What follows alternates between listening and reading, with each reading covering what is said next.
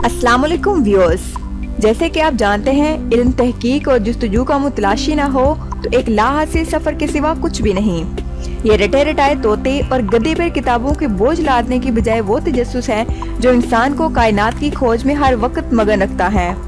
लेकिन अफसोस, हम इस सफ़र में तहकीक और जुस्तजू नहीं बल्कि तकलीद के कायल हो गए हैं और महज सुनी सुनाई और रटी रटाई चीज़ों को हासिल करके तलबे इल्म में खुद को कामरान और कामयाब ख्याल करते हैं।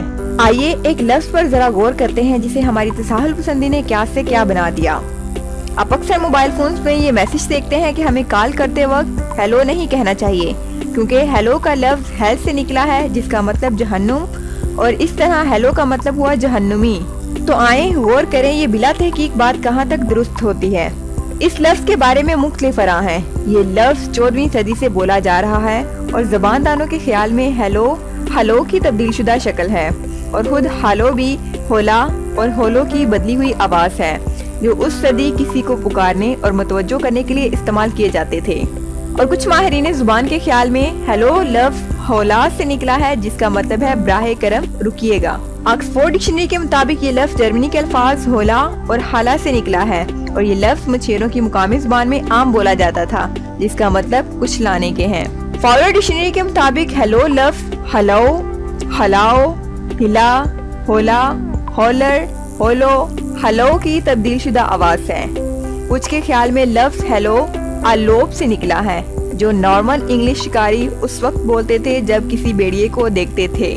आजकल ये काल के आगाज में सबसे ज्यादा बोले जाने वाला लफ्ज़ है। हालांकि ग्राहम बेल जिसने फोन इजाद किया उसने इस लफ्ज़ की बजाय ahoy लफ्ज़ का इस्तेमाल किया।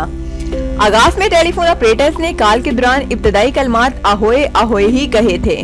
कुछ माहिरीन के ख्याल में ऐसे कलमात जैसे आर यू देयर ज्यादा लंबे थे और गुड डे और गुड मॉर्निंग मुख्तलिफ जगहों पर इबहाम पैदा कर सकते थे, इसीलिए अमेरिकी फोन कंपनीज ने हेलो को तरजीह दी। ग्राहम बेल ने लफ्ज़ ahoy को तरजीह दी लेकिन अवाम ने हेलो का ज्यादा इस्तेमाल किया और ये लफ्ज़ इतना ज्यादा इस्तेमाल हुआ कि खवातीन ऑपरेटर्स को लोग हेलो गर्ल्स कहने लगे। हालांकि बेल इस लफ्ज़ को बिल्कुल पसंद नहीं करता था। बेल बेचारा आखिर तक ahoy को तरजीह देता रहा, लेकिन आखिरकार बेल हेलो को इतना नापसंद क्यों करता था? क्योंकि ये लफ्ज़ उसने नहीं बल्कि उसके पेशा वराना रकीब एडिसन ने पसंद किया था।